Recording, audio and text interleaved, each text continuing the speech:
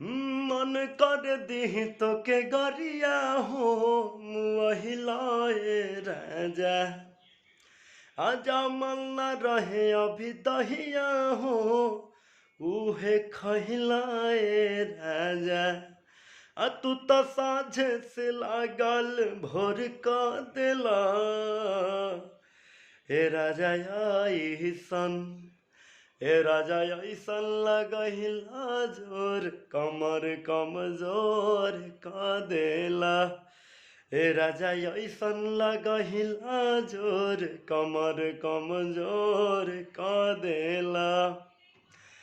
रह गईनी हम कहाँ के एहो मार के चौका छक्का मरल न खेलल संहार गे।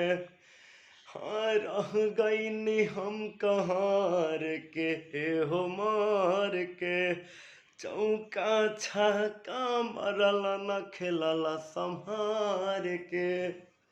मन करते रही त इग्नोर का देला हे राजा ऐसन। हे राजा ऐसन लगहिला जोर कमर कमजोर का देला।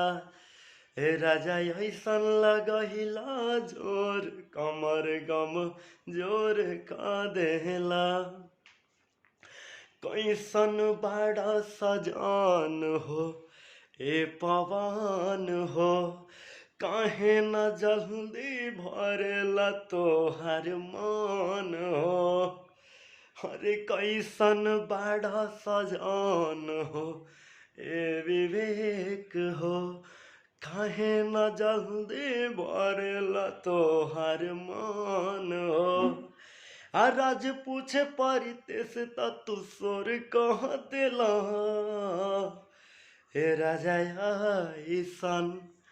हे राजा ऐसन लगैला जोर कमर कमजोर का देला। हे राजा ऐसन लगहिला जोर कमर कमजोर का देला। नमस्कार, मैं विवेक सिंह आप सभी को दिल से आभार अभिनंदन करता हूँ मेरे यूट्यूब चैनल में। और मीठा मीठा बथे कमरिया 2 मेरी आवाज़ में आप सभी को कैसन लागल ये ज़रूर आप सब बताइब। और एक बार चैनल के अच्छा लगी तो शेयर करब, सब्सक्राइब करब, एगो कमेंट करके ज़रूर बताइब। जय हो भोजपुरिया समाज।